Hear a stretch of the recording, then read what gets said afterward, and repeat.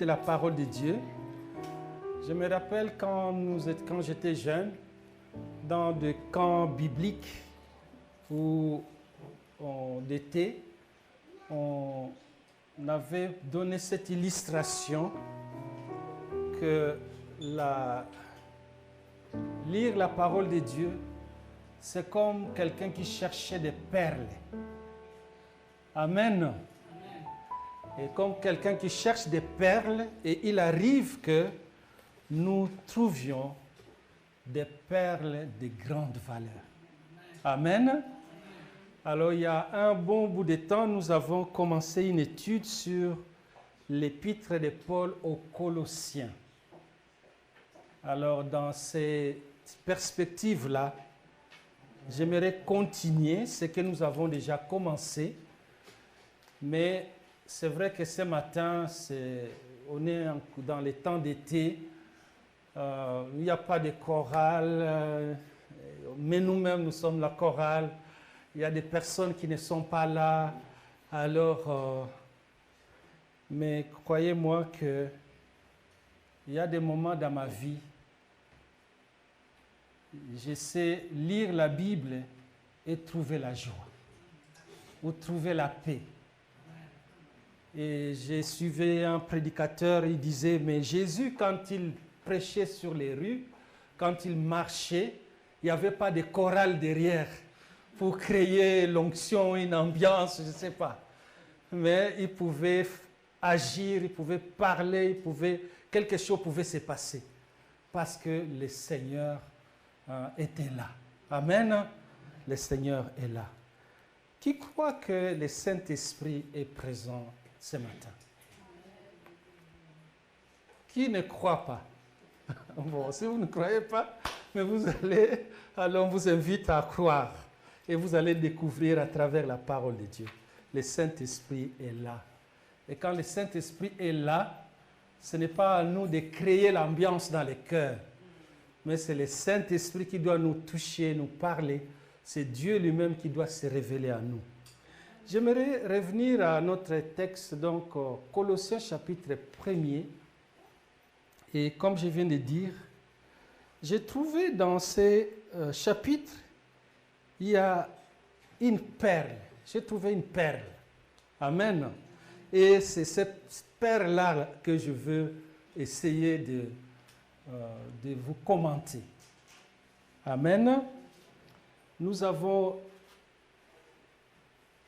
Colossiens, donc nous lisons dans Colossiens chapitre 1er, Colossiens chapitre 1, et nous avons fait la lecture la dernière fois du verset 28.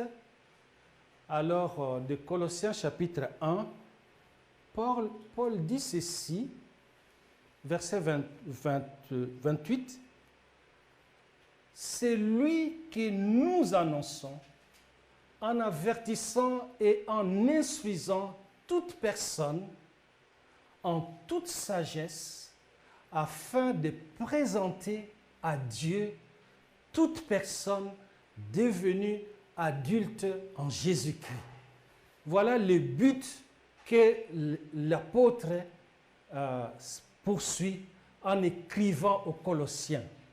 Et je ne vais pas revenir sur beaucoup de choses qui ont été déjà dites. Nous savons que Paul se trouve en prison. Et probablement il se trouve en Rome, en prison. Et il n'a pas fondé cette église. Cette église est l'œuvre d'Épaphras et compagnie. Mais Paul va écrire à une église qu'il n'a jamais visitée et il leur adresse une gentille lettre dans laquelle il poursuit un but. Il prie pour eux, pour que Dieu se révèle à eux, pour qu'ils puissent grandir dans le Seigneur, qu'ils soient solidement enracinés dans le Seigneur. Et nous avons déjà lu toute cette première partie où, quand on part du verset 9, il dit « C'est pourquoi, moi aussi, depuis les jours où je vous ai, où nous avons entendu, été informés, nous ne cessons de prier Dieu pour vous. Nous demandons que vous soyez remplis de la connaissance, de la volonté et en toute sagesse, intelligence spirituelle pour marcher d'une manière digne du Seigneur et lui plaire entièrement. Donc, Paul souhaite que les Colossiens progressent, marchent d'une manière correcte avec le Seigneur, qu'ils soient enracinés. Mais surtout, la fin nous montre qu'il veut que les Colossiens soient des adultes en Jésus-Christ, qu'ils puissent grandir dans la foi, qu'ils soient solides. Hein, on voit au chapitre 2, il dit que vous soyez solidement enracinés, fondés en Jésus-Christ. Amen. Donc voilà ce que l'apôtre Paul souhaite. Et ici, quand il parle, nous souhaitons, il vise chaque Colossien. C'est une prière pour chaque personne, pour nous aussi personnellement. Et je crois qu'en lisant ces textes, Dieu veut que toi tu grandisses, que tu sois solide dans la foi, que tu sois adulte. On ne puisse pas te manipuler parce que tu es solidement enraciné dans le Seigneur. Amen. Dans le Seigneur. J'ai discuté avec une personne il y a longtemps. Il me dit, mais oui, mais si tu étais dans tel pays, tu serais aussi dans telle religion et tout. J'ai dit, ok, alors qu'est-ce que tu me suggères? Mais oui, mais je ne sais pas si vraiment tu es devenu chrétien parce que ta famille et tout. Je dis, non. Et alors, qu'est-ce que tu me suggères? Que je devienne quoi? Mais je sais que si je suis devenu chrétien, si maintenant je peux m'approcher de Dieu, c'est grâce à Jésus. Amen. Amen. Alors, je ne vois pas qu'est-ce que tu veux me suggérer. Mais grâce à Jésus. Alors, ce matin, chers frères, chères sœurs, sans aller trop loin, parce que je peux parler autour de ce qui est important, de ce que je voulais parler et ne pas vous amener directement là où, donc, le message que le Seigneur m'a mis à cœur. Ce matin, donc, il y a quelque chose qui a attiré mon attention. Et c'est une parole qu'on trouve au verset 27. Au verset 27, mais pour bien cerner donc la lecture, je vais prendre à partir du verset 26 et verset 27, dont la suite nous savons déjà. Alors il est dit ceci, les mystères cachés de tous les temps et en toutes les générations. Wow. Mais révélés maintenant à ses saints. Et le verset 27 maintenant. En effet, Dieu a voulu leur faire connaître la glorieuse richesse de ces mystères parmi les non-juifs, c'est-à-dire Christ en vous, l'espérance de la gloire. Prions le Seigneur. Père, nous voulons te rendre grâce. Ouvre nos yeux. Fais-nous du bien à travers ta parole. Au nom de Jésus. Amen. Voilà la perle que j'ai trouvée. Restez avec le verset 27. Christ en vous, l'espérance de la gloire. Est-ce qu'on peut répéter? Christ en vous, l'espérance de la gloire. Donc Christ en vous, Christ en moi, l'espérance de la gloire. Voilà la perle que j'ai trouvée. Donc j'étais en train de chercher où on est lu, mais il y a beaucoup de perles dans ces livres. Et dans la Bible en général. Il n'y a que des perles et des perles. On les trouve. Et c'est pourquoi ceux qui lisent la Bible, on verra partout, c'est souligné, on a écrit. Tout ça. C'est extraordinaire. Christ en vous, l'espérance de la gloire. C'est là notre thème de ce matin.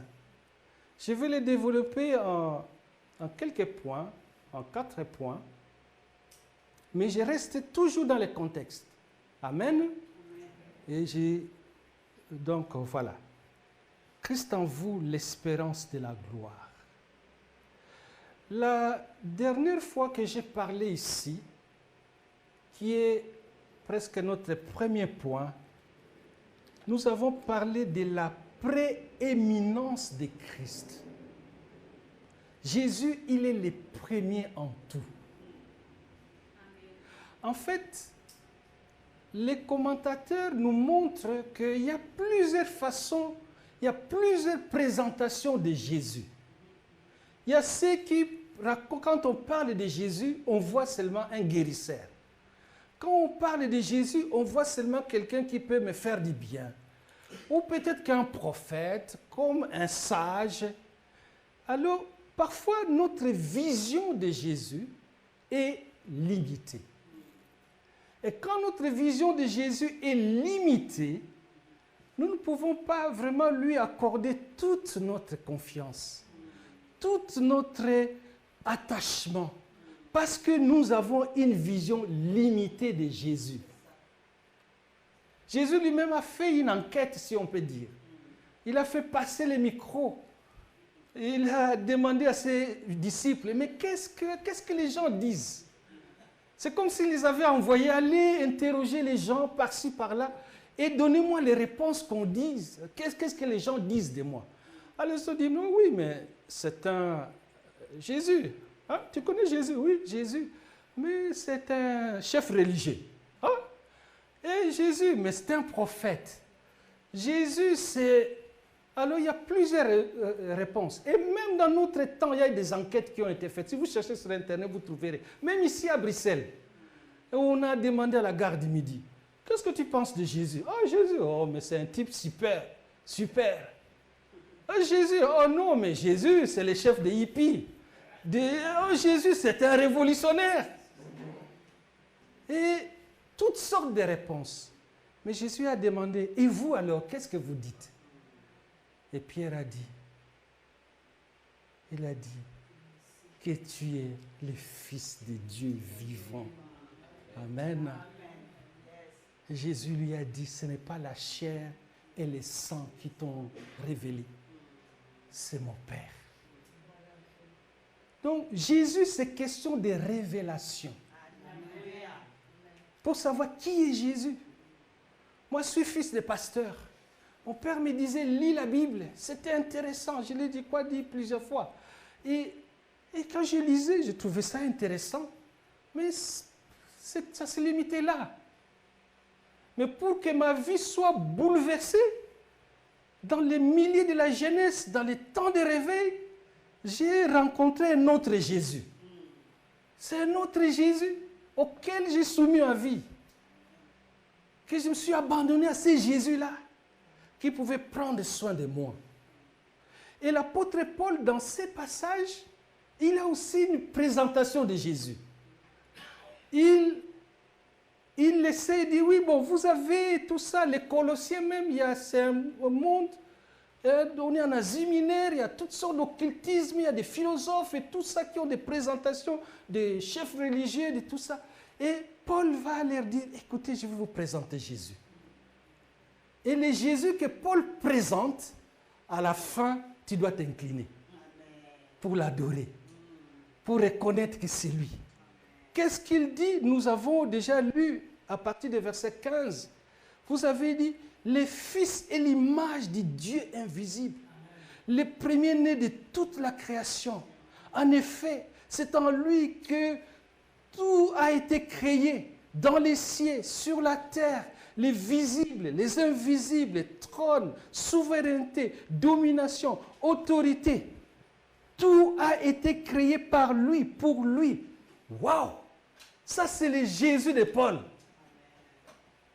Et c'est donc à partir du verset 15, oui. Donc, en effet, c'est en lui que tout a été créé.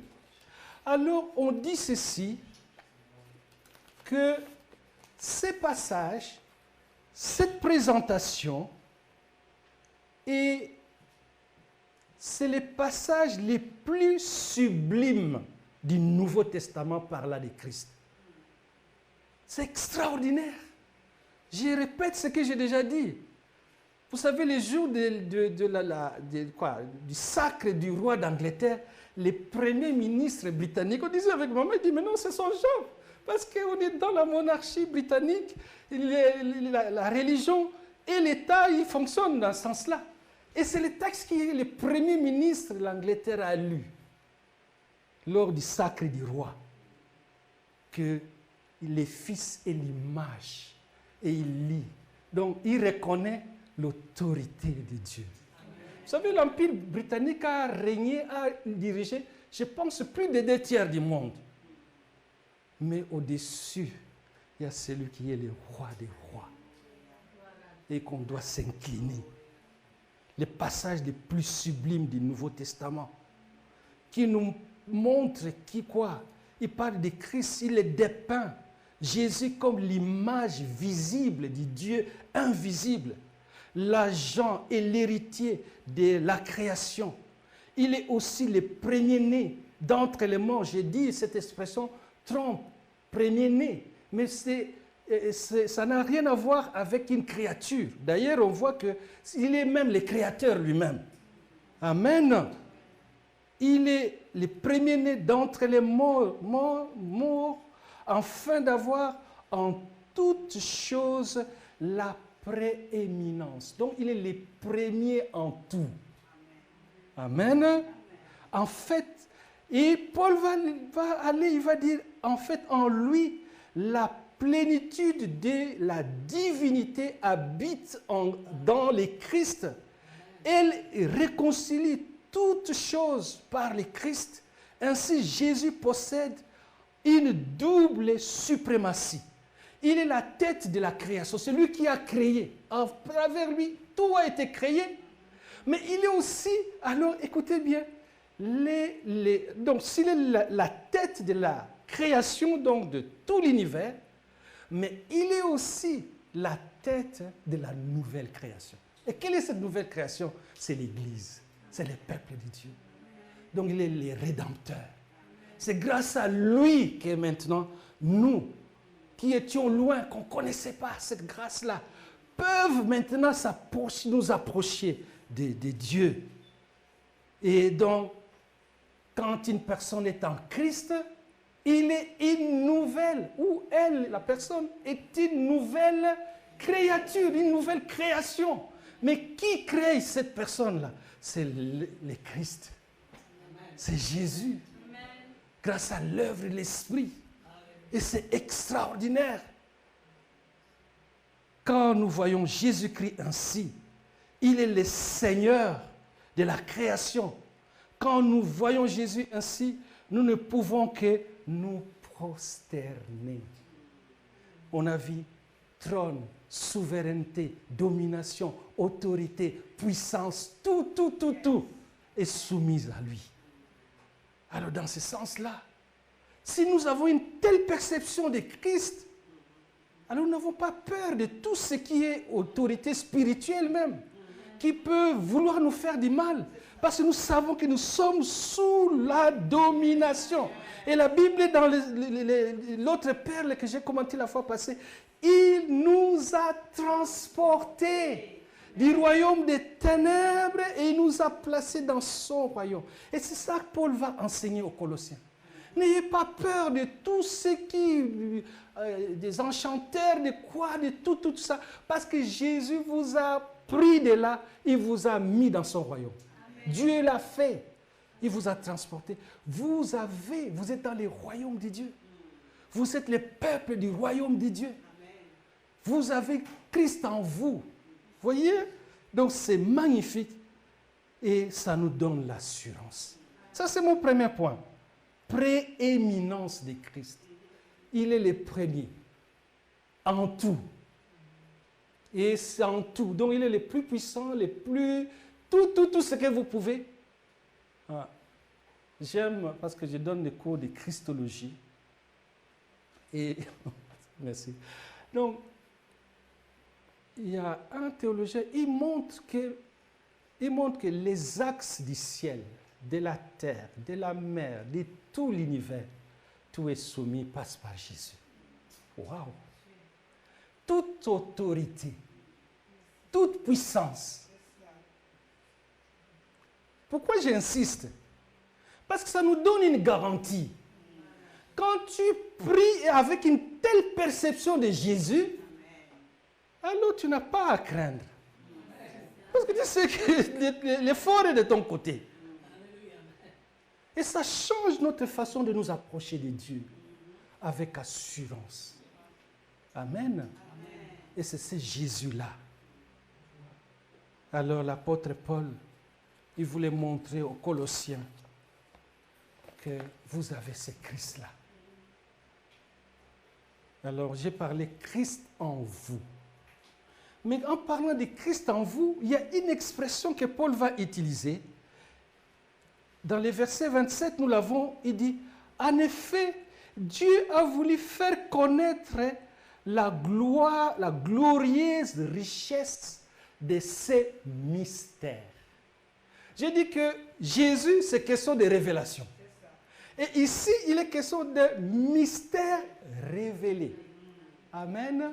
Mystère révélé. Parce que le mot mystère, dans l'épître ici, Paul va utiliser un mot qui est connu dans les contextes ambiants par des philosophes. Pour eux, ce qui est mystérieux, c'est quelque chose de secret, de caché. Il faut entrer dans une sorte d'initiation pour connaître cela. Et alors, les philosophes qui étaient là, ou les hérétiques, ils voulaient toujours amener des gens, ou même les sociétés secrètes, d'entrer dans leur loge pour connaître les mystères de la vie. Et il y a des niveaux. À ce niveau, tu n'es pas encore. Il faut monter. Il faut aller jusque. Mais vous avez vu déjà la présentation de Christ.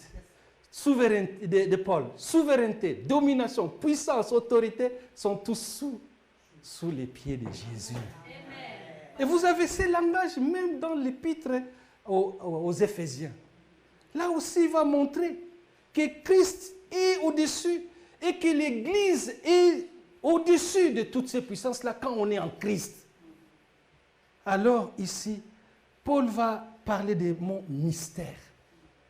Mais le mot mystère pour Paul, ce n'est pas un mystère qui est un secret qu'il faut entrer. Tout. Non, non. C'est un secret qui est dévoilé. C'est quelque chose qui était caché. Alors c'était caché quand? Waouh! En théologie, on dit la révélation est progressive avec l'histoire. C'est-à-dire qu'il y a des choses que, d'ailleurs, même Jésus, l'Ancien Testament, dans le livre du prophète Daniel, les dit bien. Et qu'à la fin du temps, il y aura des choses qui vont être claires. Il y a des choses qu'on lit même dans la Genèse, on peut bien maintenant les comprendre. Parce qu'après le temps, Dieu l'a éclairé. Alors ici aussi, Paul va nous montrer que il y avait quelque chose de caché, que les gens ne connaissaient pas, que Dieu avait gardé comme un secret. Et ces mystères-là, il l'a dévoilé, il l'a révélé. Et ces secrets-là, si vous lisez au chapitre 2, il y a un verset, chapitre 2 des Colossiens, il dit ceci, mais c'est surtout chapitre 3, verset 3, pardon. Je prends le 2, il dit, « Je combats ainsi, afin que, unis dans l'amour, ils soient encouragés dans les cœurs et qu'ils soient enrichis d'une pleine intelligence pour connaître, alors il revient, les mystères de Dieu, aussi bien du Père et du Fils, et de Christ, pardon. C'est en lui que sont cachés tous les trésors de la sagesse et de la connaissance. Donc les mystères en question renferment tous les trésors de la sagesse. On est dans le monde des philosophes qui se croient sages. Mais Jésus, ce mystère-là, c'est Jésus en fait, c'est Christ. Et donc vous voyez que, et verset 3, j'ai dit, et voilà, donc tout ça dit Père et des Fils et du Seigneur Jésus. Non, je suis dans une autre lecture. Donc c'est le chapitre 1, donc verset 2. Et nous voyons que ce mystère-là concerne Jésus-Christ. En fait, Jésus, c'est lui-même ce mystère-là. Ce mystère que Dieu a dévoilé. Depuis les temps anciens, Dieu a choisi un peuple. Dieu leur a donné la loi, a donné toutes les révélations, donc Dieu a cheminé. Mais dans ces contenus-là, Dieu a mis des perles. En Abraham, toutes les nations de la terre seront bénies. Amen. Donc Dieu a prévu. Waouh! Et cela est resté enfermé. Personne ne connaissait. Mais il fallait maintenant dans la nouvelle alliance qu'il y ait des vocations comme Paul pour dire non, les mystères c'est quoi? C'est que les juifs et les non-juifs deviennent des héritiers de Dieu. Celui qui était loin et celui qui était près. Et nous qui étions, mais je ne sais pas, trop loin même. Nous avons le même accès au trône de Dieu. Et nous sommes devenus enfants de Dieu. Nous sommes devenus peuple de Dieu. Grâce à Jésus. Voilà donc ça les mystères. Les mystères, nous venons de lire, de tous les temps, de tous les âges. C'était caché, gardé. Et Dieu l'a révélé. Que nous, c'est une grande révolution. Vous savez, je ne suis pas bon. Non, je vais bien peser mes mots. Je ne vais pas dire ce que je voulais dire. Alors, non, mais je vais dire ce que je voulais dire. Bon, ok. Il y a des années, je vais parler du football. Ici en Europe, quand il y avait un joueur étranger dans les clubs, il fallait, le nombre était réduit. Et on savait bien que les Allemands, ils ne sont pas comme moi. Ou les Italiens, ils ne sont pas comme ça. Vous comprenez un peu? Ils ne sont pas bronzés. Amen. Mais maintenant, ce n'est plus question de couleur. Amen. Amen. Que tu sois, je ne sais pas comment, et même au Congo, il y a des Chinois qui sont des Congolais. Donc les choses ont changé. On ne regarde pas la couleur de la peau. Mais si tu as la citoyenneté, hein, donc, et si aujourd'hui je fais une invention extraordinaire, les Congolais seront contents. Mais ça appartient à la Belgique. Parce que j'ai la citoyenneté belge. C'est les Européens qui seront contents. Parce que c'est eux qui vont bénéficier. Et c'est comme ça que Dieu, lui, il était en avance de tout cela. Il savait que son peuple doit être de toutes les nations. Amen. Amen. Que de toutes les nations, il va racheter par le même Rédempteur. C'est ça le mystère. Amen. Amen. Le mystère. Que Jésus est mort pour qui? Non, pas seulement pour Israël, mais pour toutes les nations. Et que tout le monde en Jésus-Christ, Dieu devient ton Père. Tu deviens bénéficiaire de la grâce de Dieu. Et c'est ce mystère-là que Paul dit. Mais Paul dit dans Éphésiens chapitre 3, il dit, vous ne pouvez pas vous rendre compte de l'intelligence que j'ai eue pour découvrir cela. Mais il n'est pas question d'intelligence, il est question de révélation. Dieu l'a révélé. Ce n'est pas question, non, bon, maintenant d'intelligence, bon, on réfléchit et puis on arrive. Non, non, non. Ce n'est pas question d'arriver à quoi que ce soit. C'est Dieu lui-même qui a révélé cela.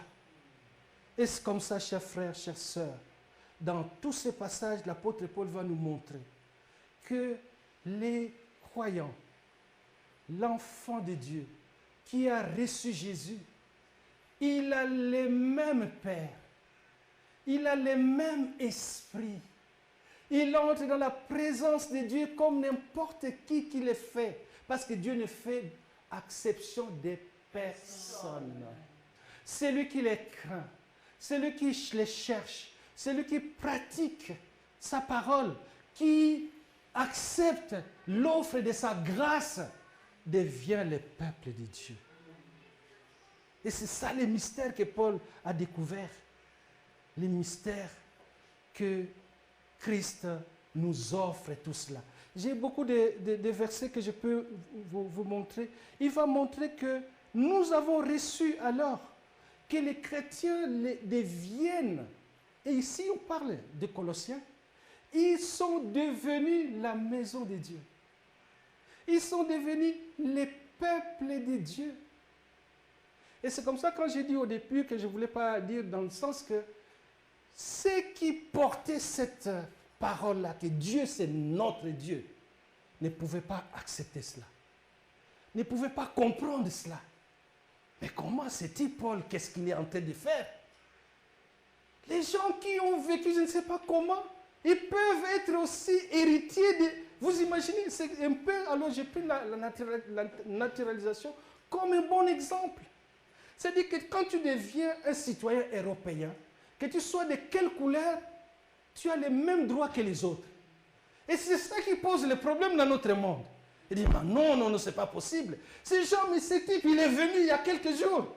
Comment il peut être au même citoyen, au même titre que nous, qui sommes nés depuis longtemps et nos ancêtres sont là? Amen. Non, il vient nous créer des problèmes. Ce n'est pas seulement ici. Au Congo, on a cette réalité-là. Les gens maintenant contre les Chinois. Ah, les Chinois? Non, mais ce n'est pas possible. Comment un Chinois peut être congolais? Je pense que vous pouvez bien parler dans ce sens-là. Mais comment l'Indien est devenu congolais? Mais on sait où se trouve l'Inde, non? Voilà. Mais Dieu, il est le Dieu de toute la terre. Tout lui appartient. Amen. Et c'est comme ça qu'il a fait que Dieu a fait en Jésus-Christ. Et Paul va montrer qu'en Jésus-Christ, nous sommes devenus. Amen. Nous sommes devenus. Dieu nous a unis en lui. Celui qui était loin et celui qui était près. Et pas seulement cela, il a mis son esprit en nous. Tout enfant de Dieu est le temple de l'esprit. L'esprit de Dieu habite en toi. Si tu es né de nouveau, le Saint-Esprit habite en toi. J'ai quelques versets, on prend Romains chapitre 8, versets 9 à 10. Il va dire ceci, il dit, si quelqu'un n'a pas l'Esprit de Christ, il ne lui appartient pas. Et dans le verset 10, il va dire clairement que l'Esprit de Dieu habite en vous. Il parle aux Romains. Ce n'est pas aux Juifs. Mais aux Romains, ici aux Colossiens, Paul va leur montrer donc cette réalité-là, que les Christ, ils sont devenus les temples de Dieu. Les temples de Dieu en tant qu'individu, mais en tant que peuple. Je dis bien peuple croyant, hein? Donc ceux qui ont répondu à l'appel du Seigneur, pas les autres. 1 Corinthiens chapitre 6, les versets 19 à 20, Paul va affirmer cette réalité-là. Et c'est un bon texte que c'est bien qu'on lise quand même. 1 Corinthiens chapitre 6, versets 19 et 20, si vous avez trouvé. Et c'est un texte important pour nous. Alors, Paul dit ceci, « Ne le savez-vous pas? Votre corps est le temple du Saint-Esprit qui est en vous et que vous avez reçu de Dieu. Vous ne vous appartenez pas vous-même. » Et verset 20. « Car vous avez été rachetés à un grand prix. Rendez donc gloire à Dieu dans votre corps et dans votre esprit qui appartient à Dieu. » Vous êtes les temples. Vous êtes la demeure. Dans l'évangile de Jean 14, verset 21, 23, il dira même que si quelqu'un écoute ma parole et qu'il la met en pratique, nous viendrons à lui. Nous ferons chez lui notre demeure. Donc nous sommes devenus les temples de Dieu, la maison de Dieu. Ce n'est pas les bâtiments, mais c'est le peuple. Et c'est pourquoi toute discussion là-dessus ne sert à rien. C'est quand tu as reçu Jésus, que tu n'aies pas les dons de prophétie ou les dons de ceci, le Saint-Esprit habite en toi. Ah, voilà, il y a qu'une personne qui a dit Amen. Dites Amen. Amen. Merci. Donc, le Saint-Esprit habite en toi. Dans Galates, Paul dit ceci. J'ai été crucifié avec Christ. Si je vis, ce n'est pas moi qui vis, mais Christ vit en moi. Mais il vit comment? Par son esprit. Tu deviens la demeure en tant qu'individu, mais aussi en tant que communauté. Dans l'Éphésiens, il va dire que nous sommes devenus ensemble un temple pour le Seigneur. Un temple saint pour le Seigneur. Rappelez-vous ce que je vous ai dit au début. Si nous avons une bonne perception des choses, ça change notre réalité. Quand nous nous approchons de Dieu, nous avons l'assurance. Amen. Parce que nous savons que oui, peut-être qu'il y a des moments où tu ne sens que non. Est-ce que Dieu vraiment il est dans ma vie? Est-ce que tu as Jésus? Amen. Il est là dans ton cœur. Tu n'as pas besoin que tu sens un pied qui bouge là. Non, non, non, il n'y a rien. Même quand tu ne sens rien du tout, il est là. Parce que tu crois à la parole. La parole rend cela réel. On a parlé, mystère révélé. Dieu l'a révélé. Il a donné une intelligence. L'apôtre Paul se vante, il dit, mais vous ne pouvez pas vous rendre compte quelle intelligence Dieu m'a donnée pour comprendre toutes ces choses-là. Et maintenant, il veut monter aux Colossiens. Non, n'ayez pas peur. Vous avez des philosophes, parce que les philosophes pensaient que non, quand vous les suivez, ou être épanoui, vous savez le thème que nous avons donné à ces livres. Hein, donc, le thème c'est « Sois épanoui ». Non, l'épanouissement, la joie se trouve dans les loges, entrez là-bas et puis vous connaissez, alors vous avez des secrets qui vous donnent la joie. Non, non, Paul dit non, non, on n'a pas besoin de cela. La révélation est là, Dieu a révélé les choses. Si tu connais le Seigneur, tu dois être heureux. Tu dois être content. Parce qu'il a fait de toi sa fille, son fils, son serviteur, sa servante. Il te donne son esprit. Il habite en toi. Oh là là. Je pense qu'à cet exemple, mon collègue Philippe avait dit, il était dans une pastorale. Et on lui a dit, non, cette pastorale est anti-charismatique. Oh. Peut-être que le mot, ça ne veut rien dire. Non. Le Saint-Esprit, ce n'est pas pour certaines personnes. Amen. Parce que souvent, moi, j'ai parfois des amis avec on discute. Ah, tu es baptiste. Oh. Ils pensent que le Saint-Esprit, c'est pour les pentecôtistes. Et les baptistes, non, ils n'ont pas l'esprit. Mais vous vous trompez. Amen. Comment tu peux être sauvé? Amen. Amen. Le Saint-Esprit, ce n'est pas question des baptistes évangéliques, je ne sais pas quoi. Le Saint-Esprit est Dieu qui réside en toi. Amen. Si tu as accepté Jésus, que tu sautes ou que tu sois calme, si tu l'as accepté, il est là avec toi. Amen. Amen. Donc, ce n'est pas question des baptistes, on se trompe. Je dois dire que dans mon milieu de naissance, dans mon milieu de la jeunesse, il y a eu un grand réveil. Mais quand tu nous regardes, on n'est pas tous la même chose. Mais nous nous connaissons. On peut dire, celui-là, hey! Il y a des noms que nous nous sommes donnés. Amen. Je ne veux pas dire ce qu'on m'a donné comme nom. Moi, j'étais John Knox. À l'époque, j'ai aimé tout le temps. Et quand je revenais pendant le temps des vacances, j'étais tellement dans les gens, je dis, mais lui, c'est John Knox. Et je savais les cadrer.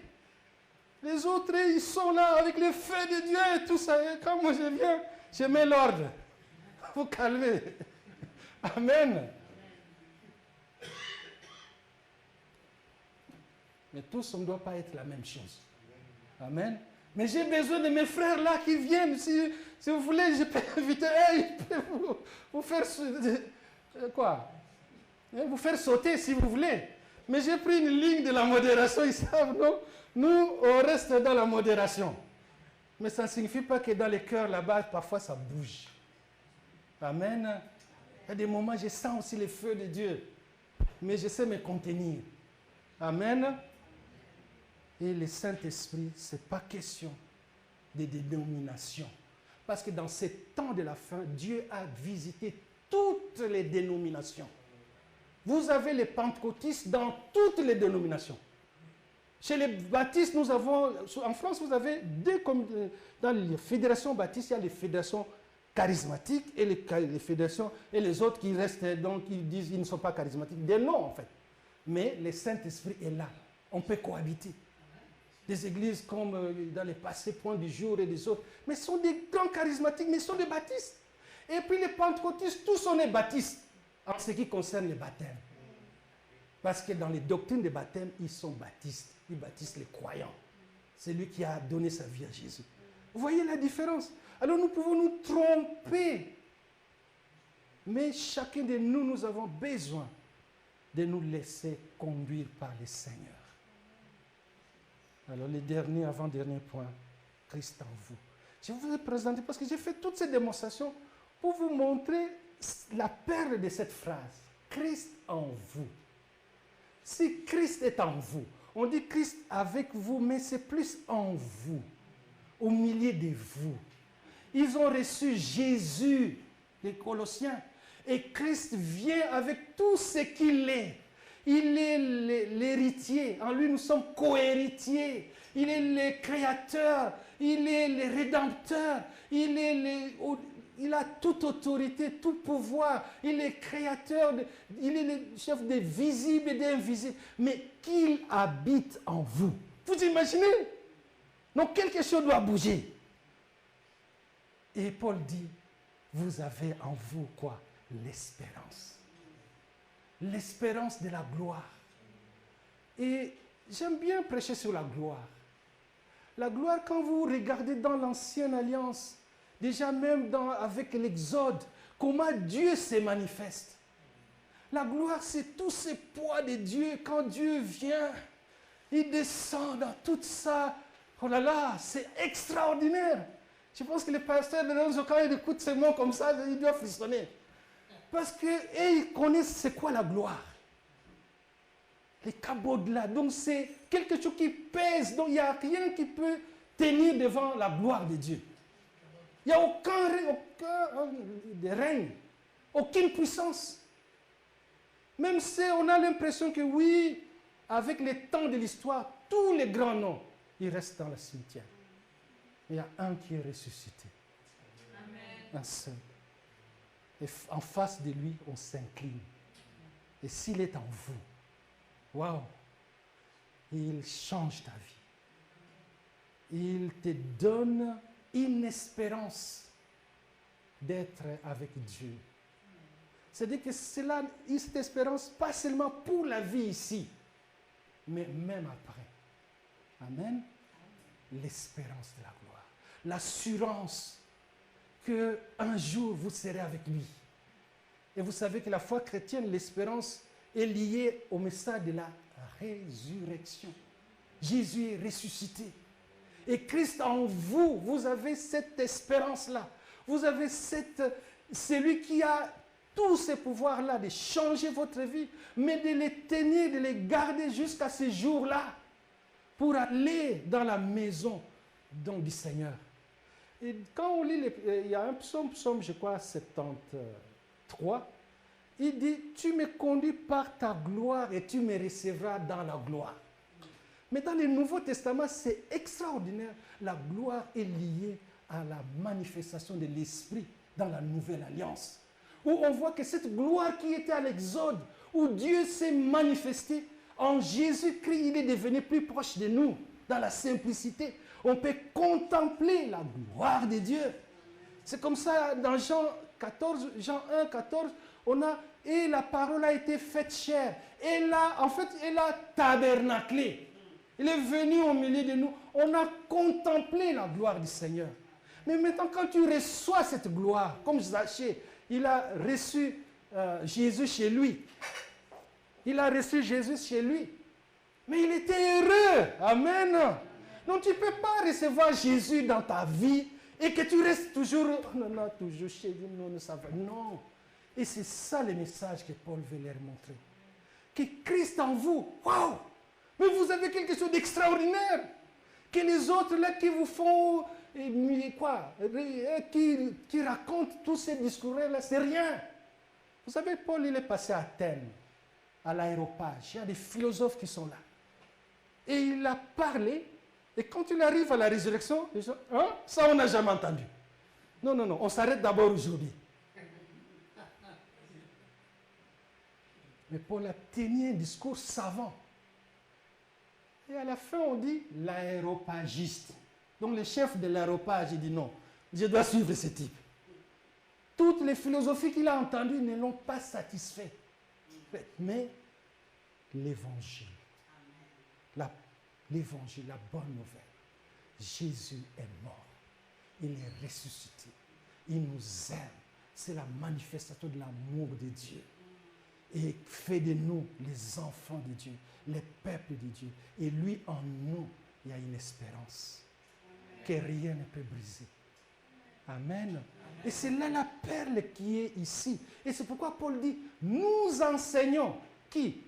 Tout homme. Pas seulement quoi, des Colossiens. Non, nous enseignons tout le monde. Avec une sagesse, avec une intelligence que personne ne peut. Il va montrer, et à la fin, il dit, et c'est pourquoi c'est un combat, c'est une lutte. Le verset 29, il dit, je lutte, je combats avec sa force qui agit en moi. J'aimerais que tu dises cela, que j'ai vu ma vie, j'ai des épreuves, j'ai des combats, mais la force de Dieu agit en moi. Elle est là. Amen. Et nous devons avoir cette assurance-là. Et quelle est cette force-là? C'est la force de l'Esprit. C'est l'Esprit de Dieu qui peut renouveler, qui peut te fortifier.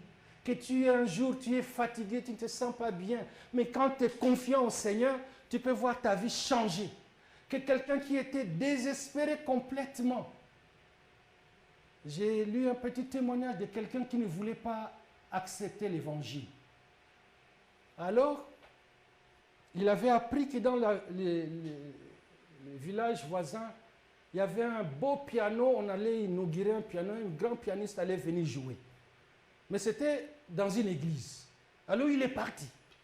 Mais comme il savait qu'avant que le pianiste joue, on allait écouter un sermon. Alors il a mis des choses dans ses... Il a fermé ses oreilles, il attendait seulement le temps du piano. Il était là. Alors tout s'est passé et ça traînait un peu que le piano joue. Et puis une mouche vient se poser sur son nez. Il bouge, mais la mouche ne part pas. Alors quand il ouvre, il chasse la mouche, le pasteur dit, que ceux qui ont des oreilles entendent. Il dit non, qu'est-ce que c'est? C'est une histoire vraie. Alors, il dit non, j'aimerais écouter un peu la suite. Et vous savez, il a dit à son petit-fils, ça c'est le titre de l'histoire, qu'au moins il y a eu une mouche qui était évangéliste. Parce que grâce à cette mouche-là, il a entendu ce qu'il ne voulait pas entendre, mais ça l'a amené à genoux, à se donner au Seigneur. Dieu, il est extraordinaire. Donc, parfois, nous avons aussi des telles limites, on peut fermer. Mais Paul, il entre en prison, il écrit une lettre, mais qui est extraordinaire. Il va à un endroit, et c'est là ce que le Seigneur attend de nous, que nous soyons ces chrétiens adultes, qui savent qu'est-ce que Jésus a fait pour eux. Qu'est-ce que le Saint-Esprit peut faire dans votre vie. Qu'est-ce que Dieu nous a donné. Qu'est-ce que nous sommes en lui. Alors, à tout moment, nous allons nous mettre à genoux. Nous allons louer le Seigneur. Nous allons les faire confiance. Nous allons aimer les autres parce qu'ils sont nos frères et nos sœurs. Nous allons nous sentir dans la famille, la grande famille de Dieu. Que Dieu, c'est notre Dieu aussi. Amen. Quand Jésus-Christ, moi et les frères et Pasteur Lorenzo, on est devenus frères. Et les Juifs et les non-Juifs en Jésus-Christ. Les Belges et, je ne sais pas, les Congolais, l'Haïtien, les Sepa et tout, en Jésus-Christ, nous sommes devenus enfants de Dieu. Amen. Et l'Église, ici, à cette perspective-là, c'est une Église de toutes les nations. Et c'est ce qui est biblique. Amen. Parce que Jésus n'est pas mort que pour moi seul, mais il est mort aussi pour les autres. Voilà, chers frères, j'aimerais m'arrêter là. Donc, Christ en vous. Dites Christ en moi. Voilà, c'est les trésors, c'est la richesse, c'est les merveilles, mais c'est une espérance que rien ne peut détruire. Que Dieu bénisse sa parole. Nous avons prié.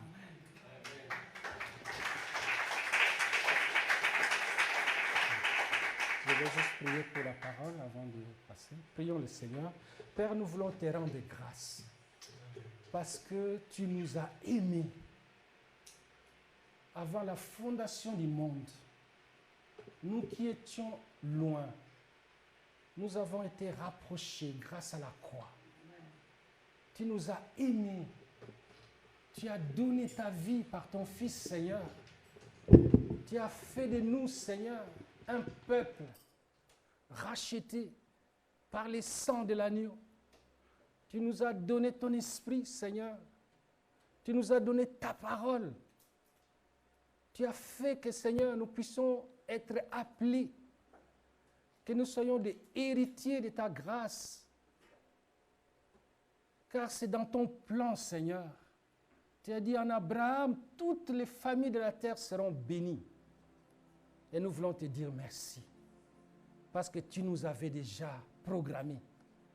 Nous ne sommes pas des enfants qui sont nés par hasard. Mais c'est dans ton plan. C'est un mystère. Tu nous ouvres les yeux pour contempler la gloire. Cette gloire, Seigneur, qui était depuis le début, Seigneur, qui est venue en nous, nous rapprocher, Seigneur, en Jésus-Christ. Seigneur, ce matin ou ce midi, Seigneur, nous voulons prier pour chaque personne au milieu de nous, qui peut-être vit un moment difficile, ou peut-être qui est tourmenté par autre chose, Seigneur. Mais nous voulons regarder à toi, à ce Jésus, Seigneur, qui est plein de bonté, plein de grâce, qui est puissant. Peut-être que nous vivons sous des peurs, sous des craintes. Seigneur, nous voulons proclamer ce Jésus ressuscité, vivant, qui est avec nous. Et nous voulons te bénir pour ton esprit. Ton esprit qui vient, Seigneur, pour nous révéler qui est Jésus. Nous révéler qui est notre Dieu, notre Père.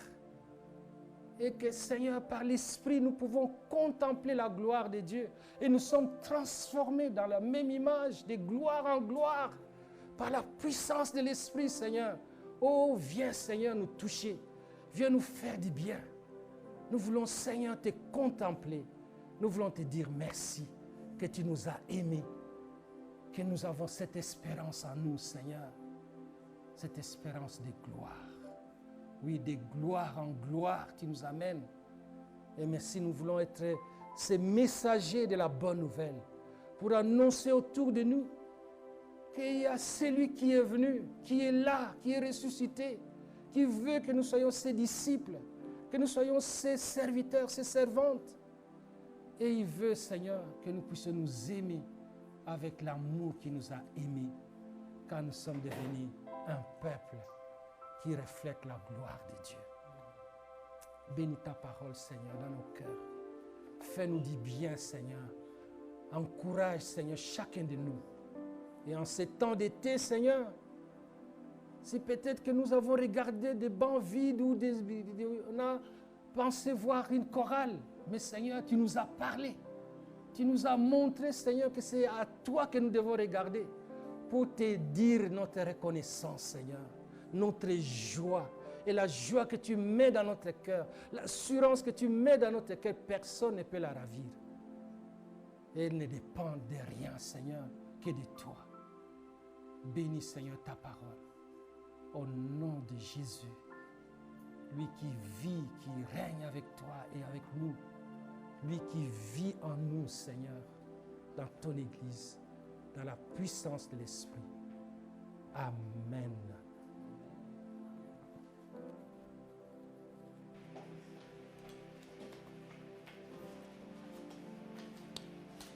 Merci, pasteur. Waouh, quelle parole!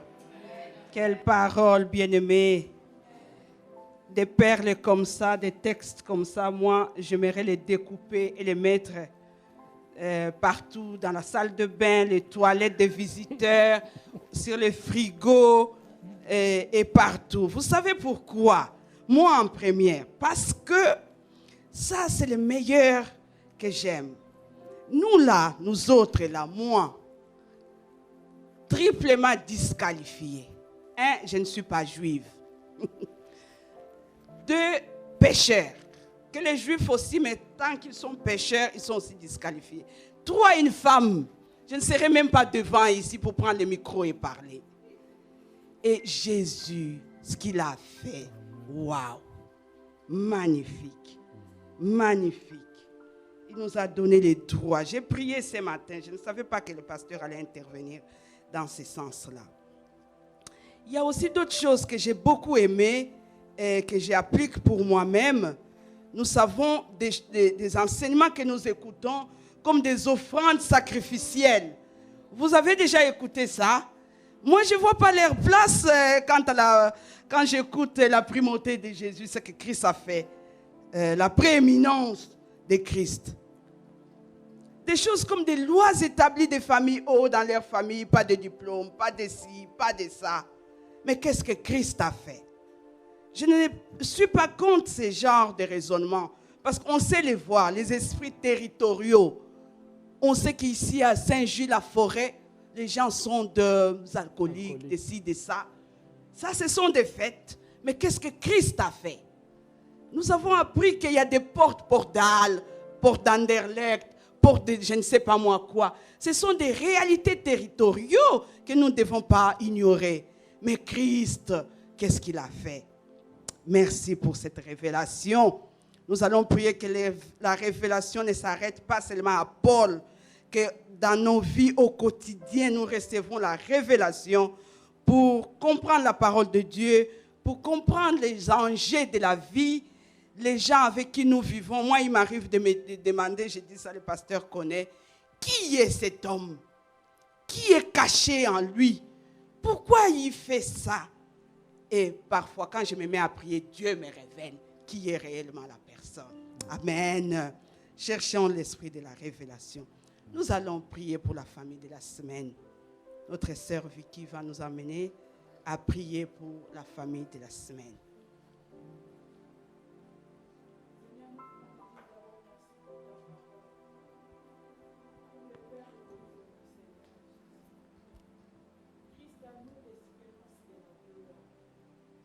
Oh Seigneur, je viens te présenter aussi la famille de la semaine entre tes mains, Seigneur. Je te présente Sophie, Seigneur, entre tes mains, Seigneur. Avec ses enfants, Seigneur, mon Dieu, mon roi. Riben et Romao, Seigneur, entre tes mains, Seigneur. Tu sais la difficulté d'élever les enfants seuls, Seigneur. Sois, Seigneur, mon Dieu, mon roi. Un parent, Seigneur, de leurs enfants. Un papa, Seigneur, mon Dieu, mon roi. Là, il manque une affection de père, Seigneur. Toi, tu es capable de remplacer, Seigneur. Je te présente la maman Sophie, sa santé aussi entre tes saintes mains.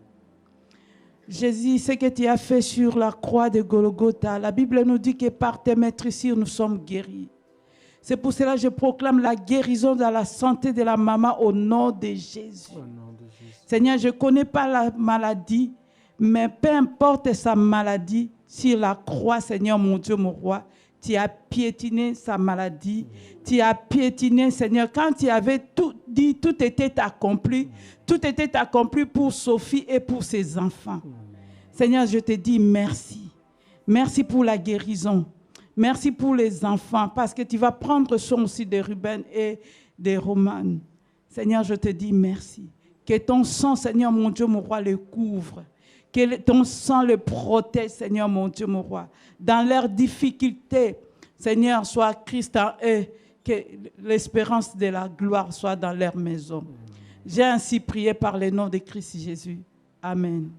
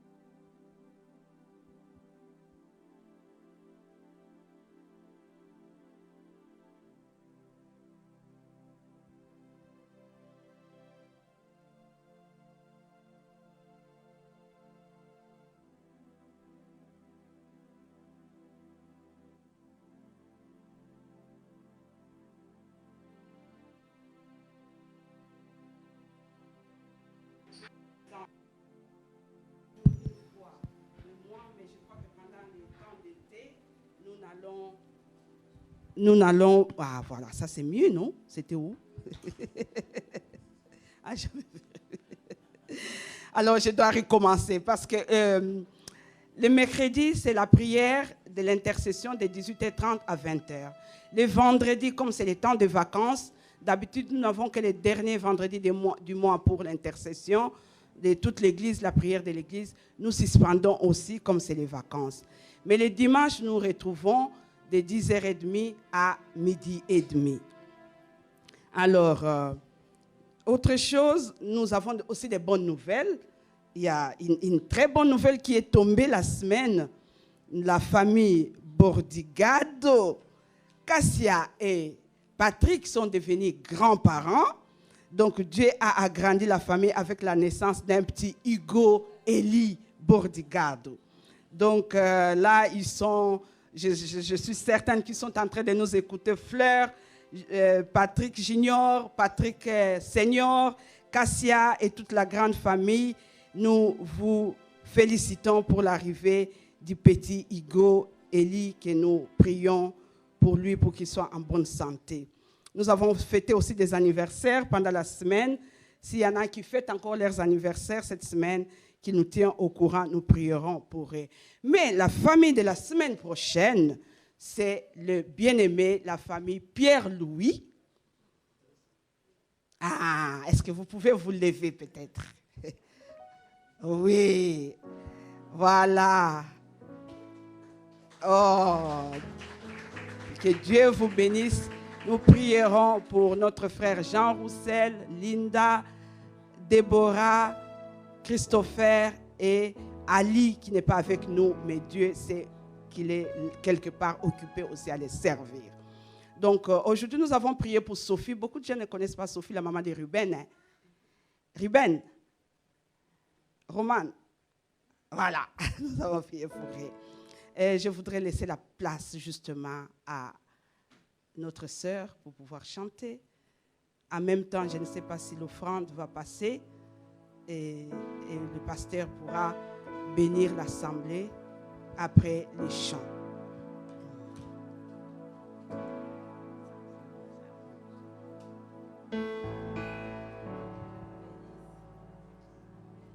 Alléluia. Dieu vous bénisse. Quelle parole ce matin. Ça mérite d'être célébré. Viens.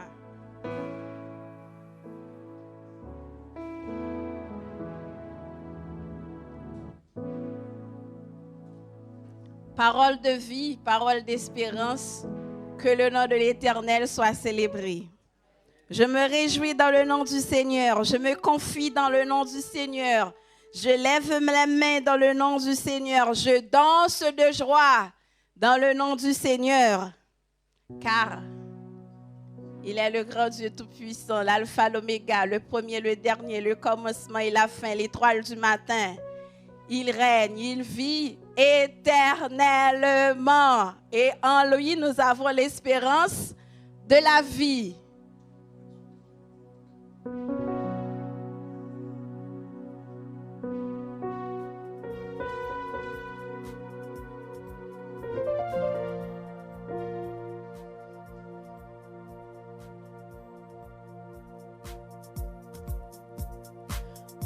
Si vous voulez, vous pouvez vous lever. C'est la célébration. Vous pouvez danser, chanter. Et j'espère que les paroles seront affichées.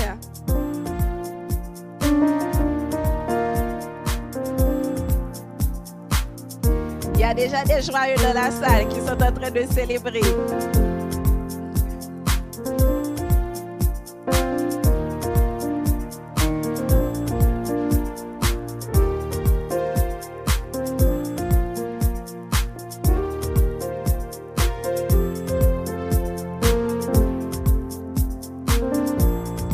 Je me réjouis dans le nom du Seigneur.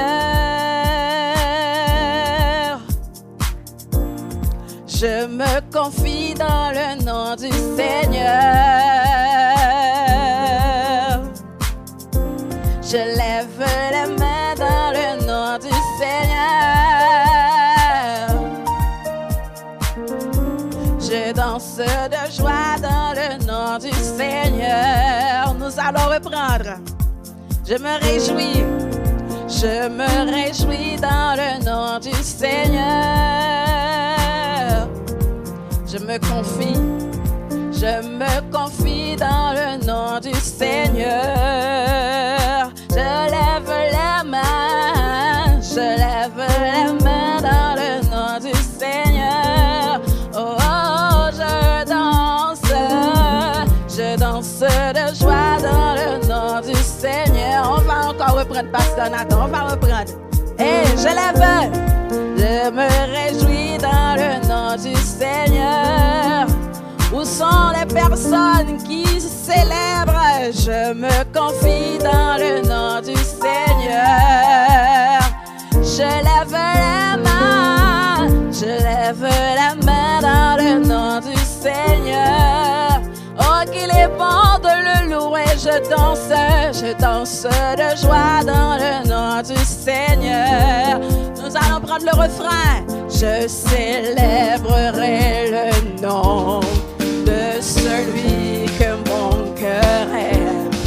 Oui, je bénirai le nom de mon Sauveur. Je célébrerai le nom de celui que mon cœur aime. Oui, je bénirai le nom du Seigneur. Est-ce que vous êtes là? Est-ce que vous célébrez?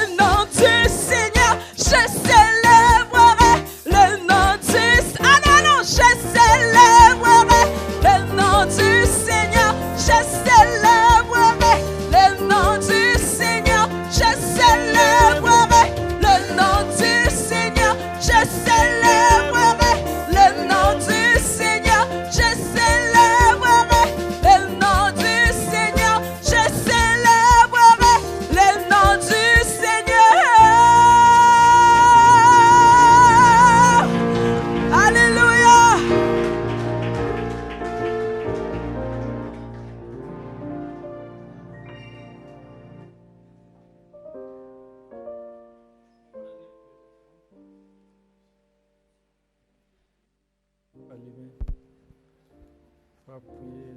Ouais. On va vous donner un autre. On reste debout, on prie pour les offrandes. Pasteur Lorenzo va prier. Oui. Adonai, Adonai, Adonai, Echad. Nous te bénissons, notre Père, de tout notre cœur.